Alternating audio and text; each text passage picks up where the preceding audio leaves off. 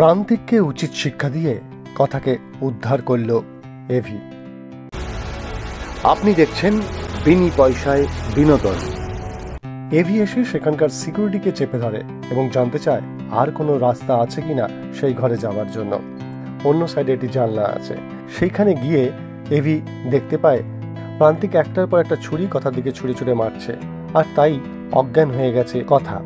সেই দেখে কাঁচের জানলা ভেঙে ফেলে এবং প্রান্তিক বলতে থাকে, যতই জানলা ভাঙো কোনো লাভ হবে না। তারপর সেই জানলার সাথে দড়ি বেঁধে গাড়ি দিয়ে সেই জানলা ভেঙে ফেলে এবং তারপর সেখানে ঢুকে কথাকে উদ্ধার করে।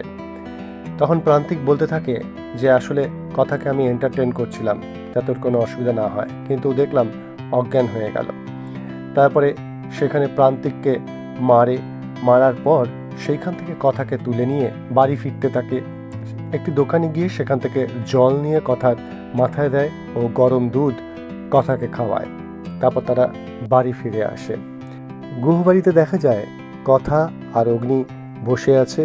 অগ্নিকে কথা বলে তার কোমরে প্রচণ্ড চোট লেগেছে, তাই অগ্নি দৌড়ে গিয়ে কথার জন্য হট ব্যাগে করে জল নিয়ে আসে, কিন্তু দেখে সেখান থেকে জল চুয়ে চুয়ে পড়ছে। অগ্নি রেগে গিয়ে বলে একটা জিনিসও ঠিক থাকে না। তারপরে সে ইস্ত্রি নিয়ে আসে, সেটা গরম করে কথাকে সেক দেবে বলে। তাই দেখে কথাও খুব ভয় পেয়ে যায়। কি হবে সমস্ত খবর জানতে দেখতে থাকুন বিনি পয়সায় বিনোদন।